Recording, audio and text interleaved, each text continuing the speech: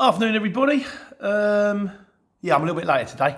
Just popped around my in-laws. I was trying to sort out my father-in-law's new phone. He's got one of them old Nokia things. I had to program it up. So Sunday Q&A. Here we go again.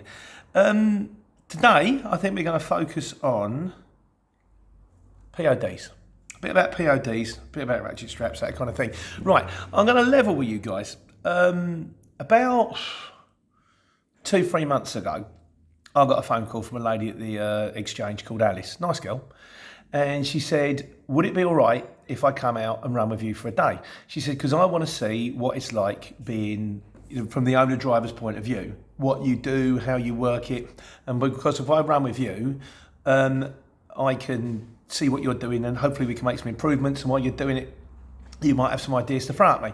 I didn't say anything at the time because it kind of sounds like I'm in collusion with the CX, and I'm not. Although I've got to be honest with you, as a result of these videos, I have kind of got their ear. In fact, she phoned me the other day, which is what we're going to come to. But yeah, and as a result of which, she was blinding actually. We went riding today, and I said, something that really winds me up, Alice, is when the banners come up, the first one comes up with, say, like, High Wycombe to St Albans, and the second one comes up with, you have 2 notifications, which then you have to go in and go and check it. 2 weeks later, that changed. So that was kind of blinding. Like, I'm going to be honest with you guys, I don't get anything out of anybody here. I do these videos for 2 reasons.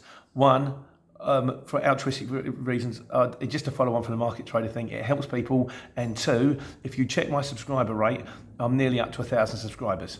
If I hit 1,000 subscribers, I think I get a few quid out of YouTube. I think it's like 50 to 80 quid a month. It's 50 to 80 quid a month, you know? It'll pay the water bill or take the wife out for dinner, like so that's why I'm doing it. But anyhow, Alice phoned me and she says, we've got a few ideas we want to throw at you. Now, this has all come down to like the paper POD thing and the digital POD thing. C11M, Ian, I believe, Ian the shipper, please verify this, Ian, I'm pretty sure it says that. He's going to be our official shipper correspondent. He's the man behind the Iron Curtain. He said to me, this is the 21st century. Send them digital PODs. They can like it or lump it. Mate, I'd love to. But it's all that sort of requires a hard copy. And then it doesn't say requires a hard copy, but it's somewhere in the notes might require a hard copy. And the ones that say they definitely require a hard copy, 2 of them I know don't. And it's all over the shop. So at the moment, we just do that belts and braces approach where we just send hard copies out to everybody. But you're right, it is ridiculous and it's environmentally friendly. As Mike Puppet says, 95% of them want paperwork. And the thing is, I know by sending off all paperwork to everybody, I've given a couple of them the needle, but I've got paid. So anyway, Alice phones me and she's asked me a few things like, what do you record? How do you work out which job you're going to take next, and what distance, all this. And then she says, what do you think about the idea, like as an environmentally friendly idea, of adding on a cost to any shipper that requires a paper POD? And I said, I think that's brilliant. I mean, she said 150. I said, well, £1. But I'm thinking about it, £2. £2 would be better. So when you finish the job, if they require a proper posted paper POD, they have to say it, and then £2 goes on the invoice. Which means if you're a big shipper, say you're doing 200 jobs a day, that's like 400 quid a day extra. You're going to go, right, let's go paperless now. And that would save us all so much aggravation, wouldn't it? Well, it's not happening yet, but Alice, please, love, make it happen. Make all our lives so much easier. What does that say? Okay. Mike Poppet made another thing, also loaded part has. Oh, yeah, right. I did a video yesterday about how trying to go through the process, beginning to end, from booking. And he says, and he's right. When it comes to this, Mike Puppet, I've written it down badly. Can't read my own writing. When it comes up with a loaded screen, it comes up with a pile of information like ETA, number of items, all that. I'll be honest with you guys. I click save. I don't put the ETA, and if they want to know my ETA, they can look on the tracker. If they're not sure about the tracker, they can phone me. I say, where are you? And I'll just look on the dashboard, look at Waze and go, I am 43 miles, 60 minutes. That kind of thing, yeah, I don't worry about that. The only thing I do sometimes on the loaded, if it comes up with, like, if you're picking up 4 pallets, I click 4. If I'm picking up like 2-3 dozen boxes, I'm not going to count them. I just shove them in and deliver them. So yeah, I don't focus too heavily on that side of things, mate. I don't think you have to. Jason Burke, this is interesting. Apparently, Waze is going to do a toll calculation because he's talking about doing jobs abroad. I mean, at the moment, it doesn't. I don't think it even does a toll calculation when you're going into London, but that would be useful. If anyone out there is at Waze and is watching this channel, what would be really handy is if you booked in a job, say for example you're going over the Dartford crossing, you can specify what kind of a Waze would also be handy if you could put in van sizes, and you can set width restrictions. Another thing it needs, you'll get a lorry saying that for that one. So that's child. I'm just gonna pause this a second, won't we? Yeah, sorry about that. Yeah, it would be handy because I mean, if you could actually type in, say, like from here to northern France, and it could actually calculate what tolls were on the way, you'd have a better way of working out how much money you could quote on a job. I still haven't been over the water. I was speaking to someone during the week and he said the best places to go are, I haven't done my shout outs.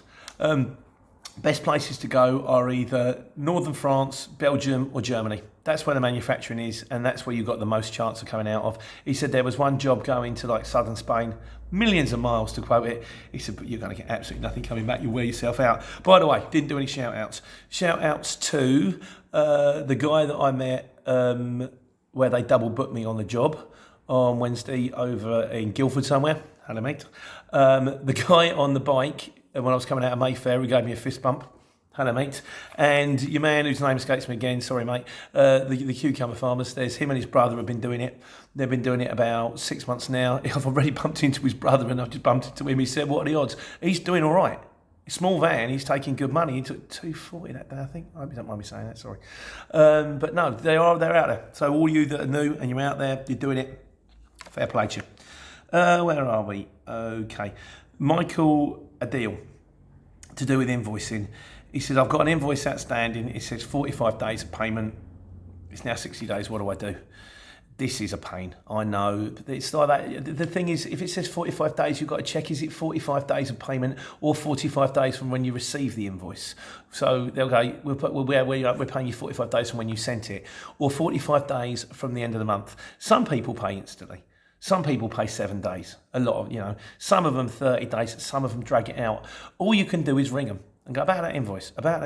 You can be nice. I'm just checking up on an invoice. When's it going to go on? Oh, it'll go on the next cycle. It is a pain, I know, but that's all you can do. Just chase them. Some people don't pay at all. Those, fortunately, are few and far between. So, there we go. We're going to do a section on backloads. Longfinger, he made a point I didn't know about. He said, if you post a load from your phone, it automatically comes up as a backload.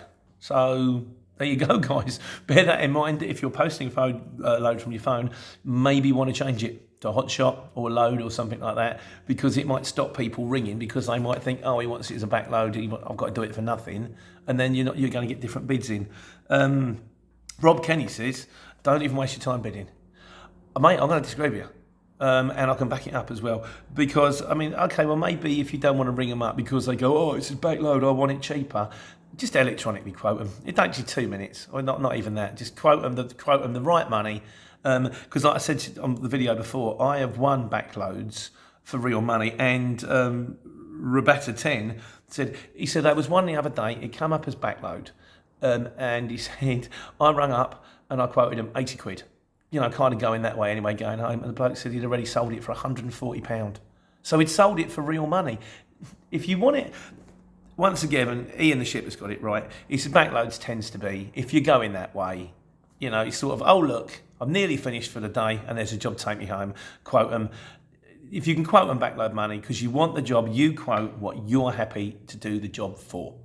And if you're happy to do the job for next to nothing because it's literally 2 streets away and it's dropping off 2 streets away from your house and you're going to get nothing going home anyway, quote them silly money because you get the job. Or quote them, you think, sometimes I've had small van jobs, I've quoted them like 30 quid and they've gone, oh, I've already got a 25. I'm thinking, so I've got to do it for 20. For £20, I'm not even bothered. Don't get me wrong, 20 quid's 20 quid. But when you start to take into account the aggravation of going there, picking it up there, and they might not be ready, and it's sort of, I'm getting there and I can't find the place, and for £20, I'll drive myself mad, so, but, still 20 quid is 20 quid. If you can get it, go for it. Right, what have we got here? It says M big. Right, Courier insurance. Once again, I'm not affiliated with any of this mob, but I had this idea during the week. So the Courier Exchange have got their own insurance company they use, which is Business Choice Direct.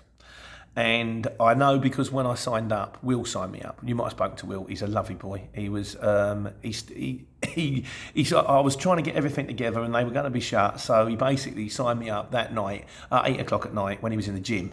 And he went out of his way to do it. And I mean, I use Insurance Revolution because just because when I signed it up, I was like a rabbit in the headlights. If you go back to see the videos, you'll see what was going on.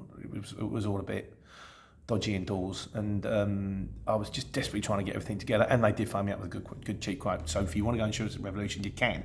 But I spoke to Will about it, and then I spoke to Business Choice Direct, and I turned around to them and I said, right, here's the situation. I often get people asking me for insurance. I said, I don't want nothing out of this, but what's the score if I give them your number? And he said, if you quote, now Business Choice Direct is 0344 7765 301. Now, if you phone them and you say, I got your number of Pete, the courier driver, he said, we'll give you, he did have a name for it, some kind of introductory discount or some kind of discount. So once again, I ain't getting nothing out of this. Having said that, my insurance is up in about a month or so's time because I've been doing this nearly 12 months now. And when it comes up, I'm going to ring them and I'm going to go, remember me? I'm that guy that did the videos. If you want to do me a favour, please do. In the meantime, if they can get me cheaper, I'll go with them. But for all you other guys, I haven't got any insurance. But I mean, if you're going to ring Churchill or you're going to ring Direct Line or wherever, they aren't going to give you anything. If you ring this mob and say that you got the thing off of Peter Courier Driver off the video, they're going to give you some kind of discount. So, yeah, if it works, I might do some separate video as well, just because people ask for insurance. But like I say, try it. If you get cheaper, brilliant. If you don't, go with someone else. There you go. Ratchet straps. There was a thing about ratchet straps. One of the guys did turn around. You know, like I said about the ratchet strap, you can pull it out. You don't have to. This used to drive, I mean, my Uncle Lawrence used to drive me mad when I was on the markets. He was with me for about 10 years and still couldn't work it out to put a stall up. And he just struggled with ratchet straps. Now, in the end, what you do is you set it up from once, and then you can do that thing where if you open it up completely so it's back on itself, then the bit of fabric will slide backwards and forwards. And all you need to do is slide it out a little bit, unhook the end, and then when you need to put it back in again, hook the end up, pull the fabric back through, pull the trigger back, wind it on itself, click, click, click. You'll never have to do a ratchet strap ever again. To me, it's a little bit like having a tie made for you, going like that, taking it off, hanging it on the side, and then putting it back on again. It's kind of cheating. But in fairness, if it works and it does the trick, what does it matter? Anyway, that's it. And also, as you know, I've been running on a CX for about 8-10 months now. It's working out well for me.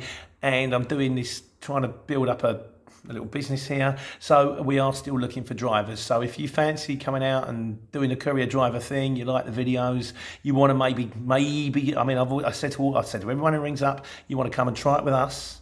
But if you really like it, then you want to go off and do it for yourself on a CX. We're kind of like the training wheels program, you know.